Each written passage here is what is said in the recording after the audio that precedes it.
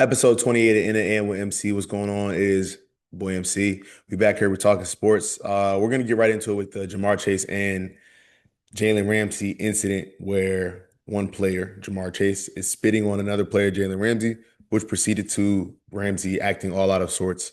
Right. I think this is a situation where when you look at it from just the first thing you think about when you see the situation, right? You have Ramsey, who's a player who's known to be involved in skirmishes of sorts, as is known to kind of stir the pot. So he's not going to get the benefit of the doubt, not from a whistle, not from somebody sitting on their couch. No one's going to give him the benefit of the doubt. But Jamar Chase is a guy who really doesn't have a bad reputation, or didn't have a bad reputation. From time to time, he would give some snippy answers to the press, but for the most part, he has like a pretty neutral, if not positive, reputation in the media. So for him to do something like this, I mean, this is a big story. Like, this is a definitely, in my opinion, not get enough media coverage, just because it it makes you ask what for the players is the line, right? Like, what is the line that they cross? Because they do a lot of crazy stuff to each other and with each other, and initiate these things, and they subject themselves to these things.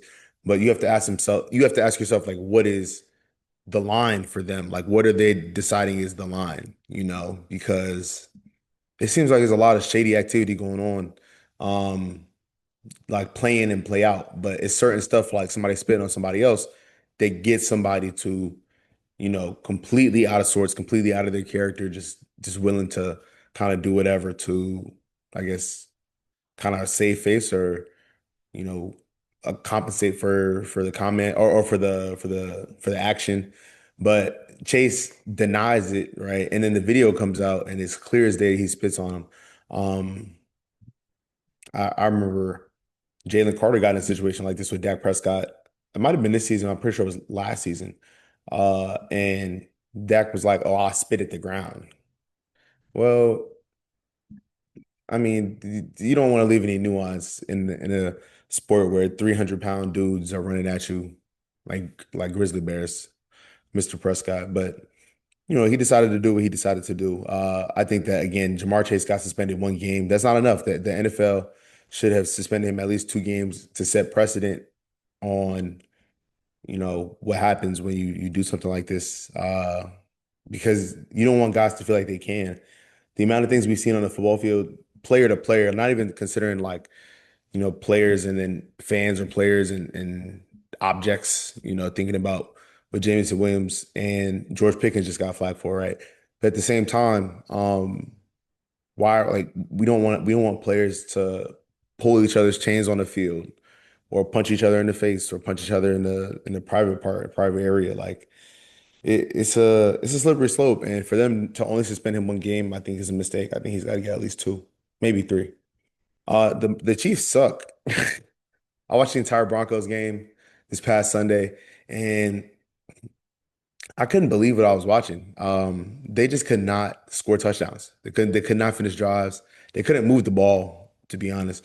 Patrick Mahomes is still to be a very skilled quarterback. And I think that something that a lot of people don't consider is that the quarterback is trying to run the scheme, like, first and foremost. And then a lot of guys are making plays out of structure. A lot of guys are kind of able to do these things that other people aren't able to do, which is why they're paid the most on the team, and why they're always talked about as almost like the owner of the team on the field, right? The Chiefs are not able to run the football at a high level, or even a competent level, without Pacheco. Even with Pacheco, it didn't look like running was their best option, right? Like, Patrick Mahomes is a good football player, but any quarterback that has no run game is going to be handicapped in what they can do, and what'll fly, because of 1,000 reasons, because of tendency, because of personnel, because of coordinator. There's tons of reasons. So the Chiefs have to find a way to run the football offensively. I think their defense is really not that bad. Like, they held the Broncos in limbo for most of the game, and then ultimately they lost at the end. But their defense is really not that bad. They have 2 corners who are playing at all pro levels. They need some real pass rush. I don't know where that's going to come from. Karl Loftus got extended, and rightfully so, but Is that going to come from him? Is that going to come from somebody else? A many who maybe. Um, but yeah, I think the corners are playing really well. I just think that the entire defensive unit is not able to make stops in some of the situations that they're asked to make stops in. Like you get your first stop of the game as a defensive unit, you feel really good about yourself. And that's one of the go-to things that you prepare for that you know is going to happen in the game. The first time the other team gets the ball, whether it's the 10-yard line, 20-yard line, 30-yard line, what have you, we prepare for that. What does that look like? We get off the field, and that is again, what these people prepare for. And then you also prepare for your quarterback just do a pick, balls on the 25 going in. Now you have to play, football on a shrunken field. How do you stop them, limit them to a field goal at minimum, blah, blah, blah, blah. Right. The Chiefs, again, are a team that um has not capped necessarily. Like they have not reached their potential this season, but they are not looking like they have a lot more between where they are now and where they need to be to make the playoffs. Because right now, the only way to guarantee them making the playoffs is they have to win their division by winning out. They have to win every single game the rest of the season, which does not look likely at all. I think they play the Eagles. Yeah, I don't really know about that one.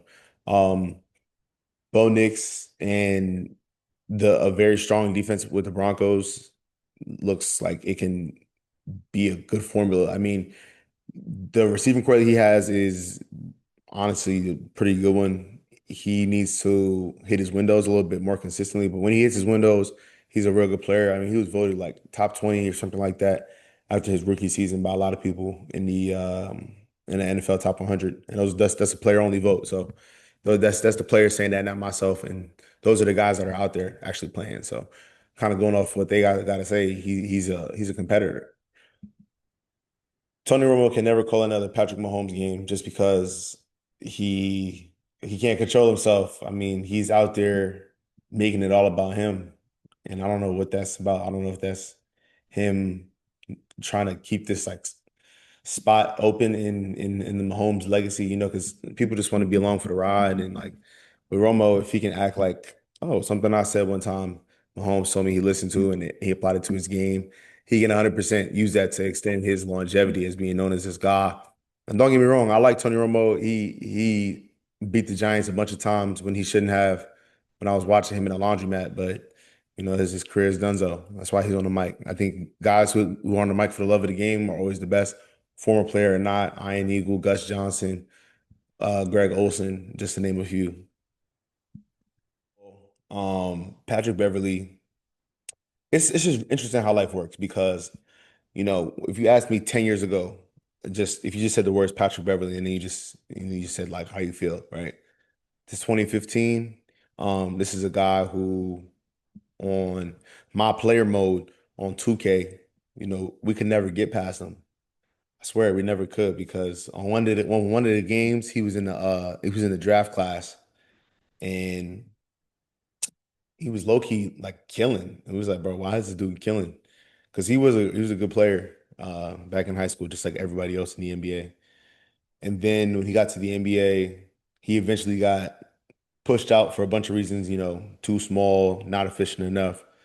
And then the off the court stuff started to happen, more frequently than not. He's not looked at as these quote unquote crash out players because a lot of his legal stuff kind of happened at the back end of his career. But in the last 3 or 4 years of his career alone, he went through lots of legal issues. And then he signed with Barstool Sports.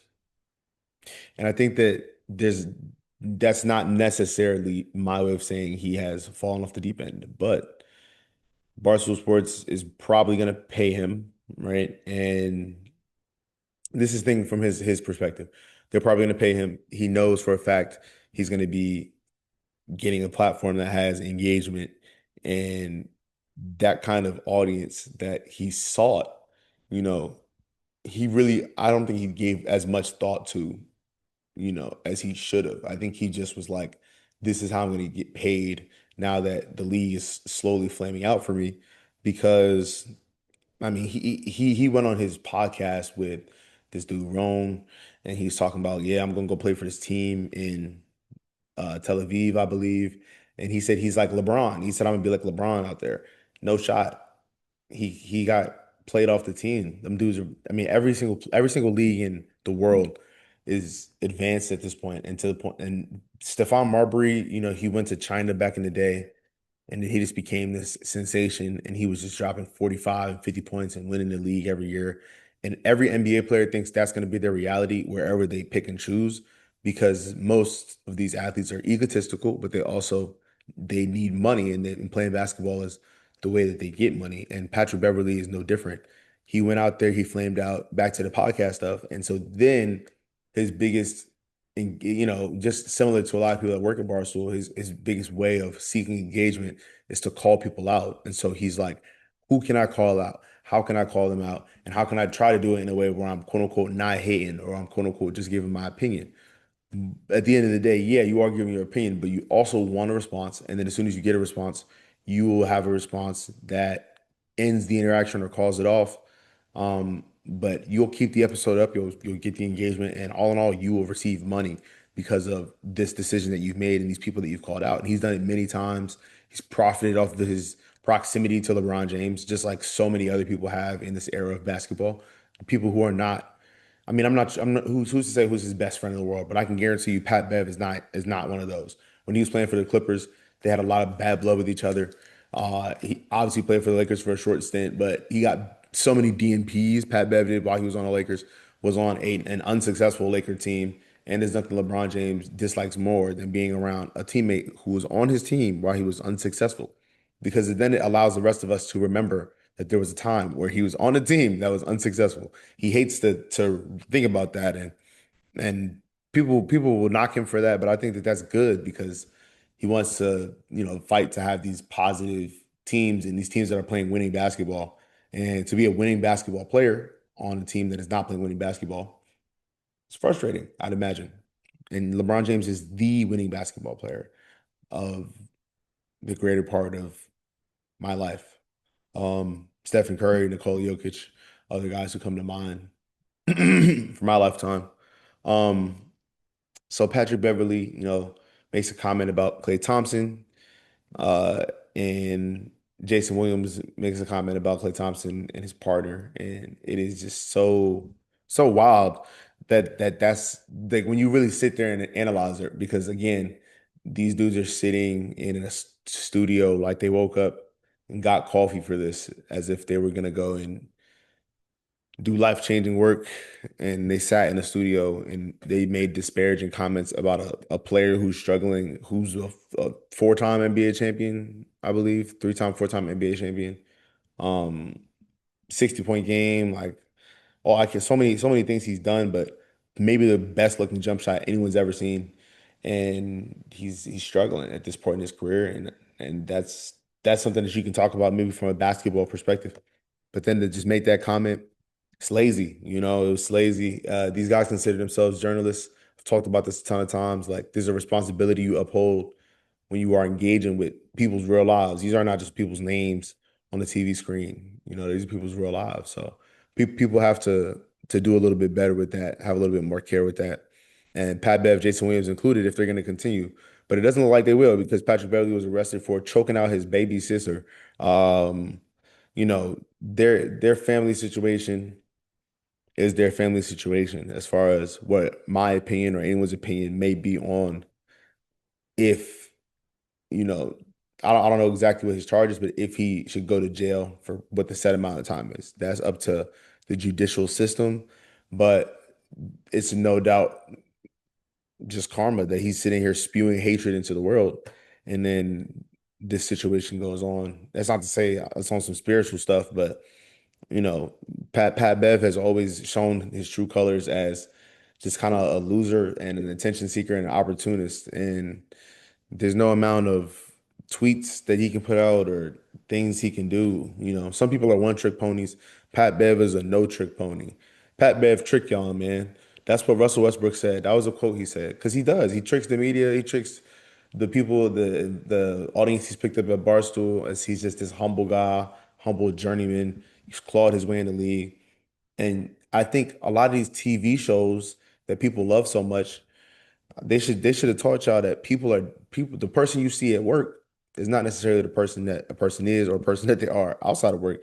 And I don't even mean that in a in like a literal sense. I'm talking about you watch some TV shows, you and Dexter are perfect examples. Like these are dudes who are going to work every day and they have jobs. Breaking Bad, like they have jobs and off the clock, you see what them dudes get into.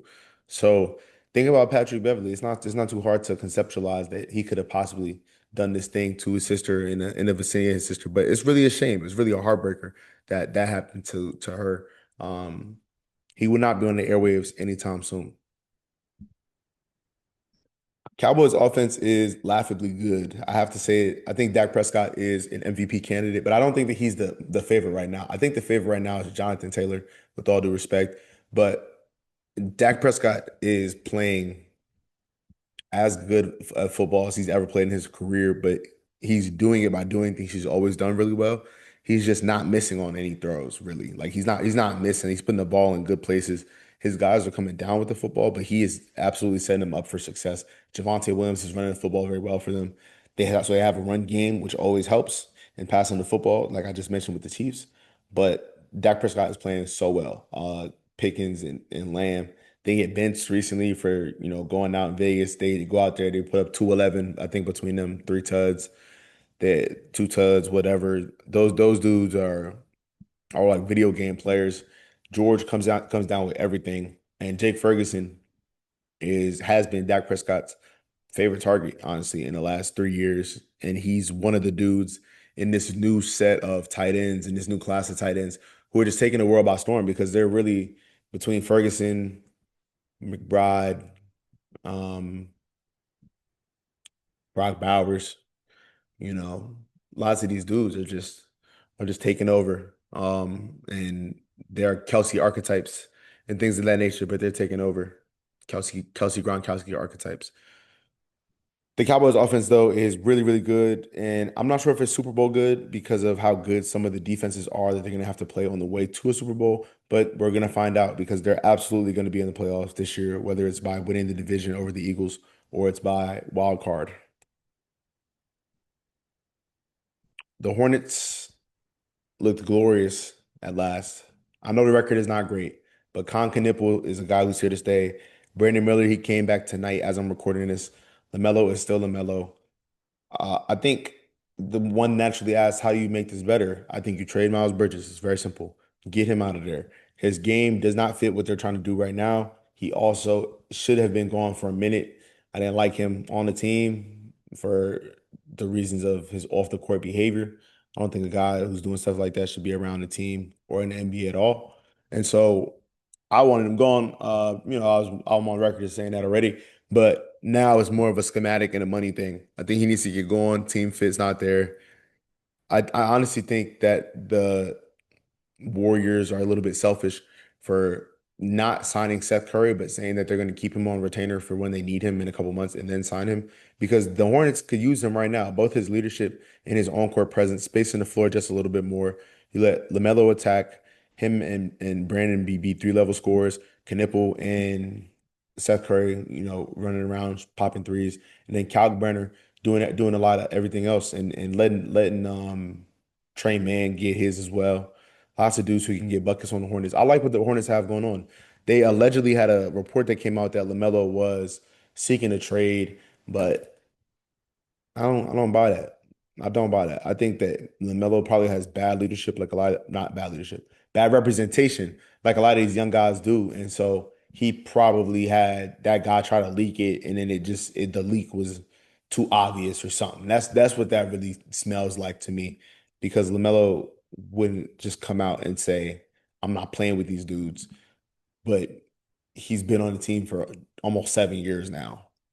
So at some point, things do have to change, whether it's going to be LaMelo on a different team or whether they're going to acquire a big name star who's supposedly supposed to help him. Because the best player he's played with since he's been there is Terry Rozier, I'd imagine. I mean, Devontae Graham was their one of the better guys when he first got there.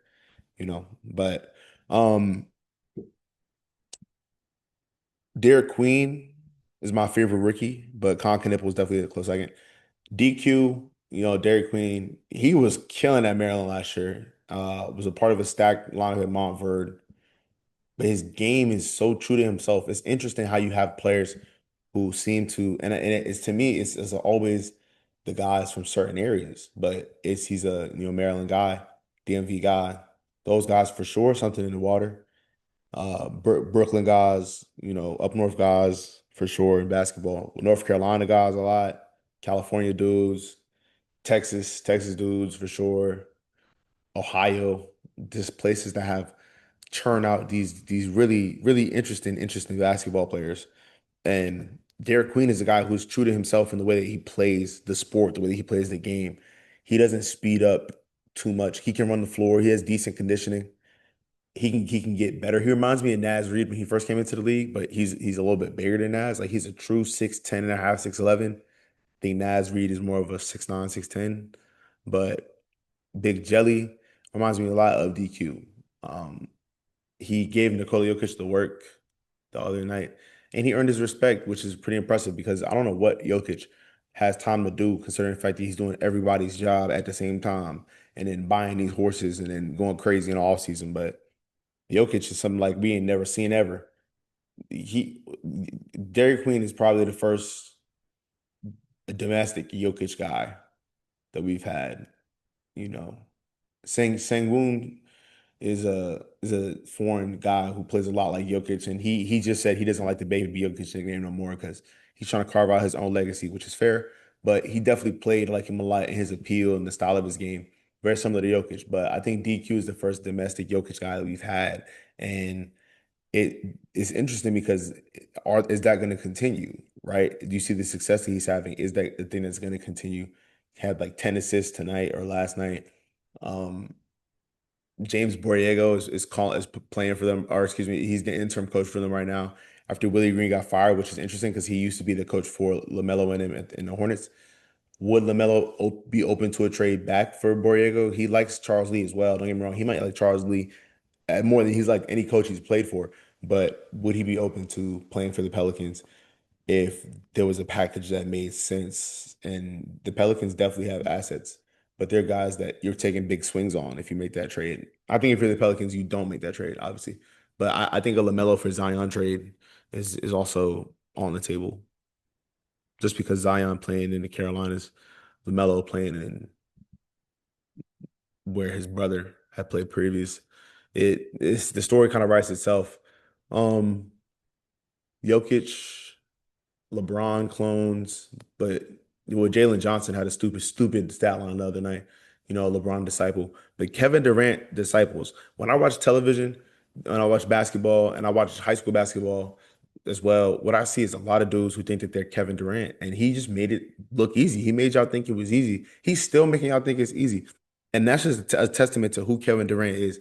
That boy KD is so good at separation, finding his shot, understanding his space, playing defense, using his range, using his length. That the fact that he couldn't bench 185 doesn't matter. And it's so funny because he's out there still. I think he's 38, year 20. He's getting that work. Getting that work. Not year 20, bro. That's LeBron. Like year 18, year 17, KD is still getting that work. Shout out KD. Shout out the Houston Rockets. That's episode 28 in the AMWMC. See y'all, man.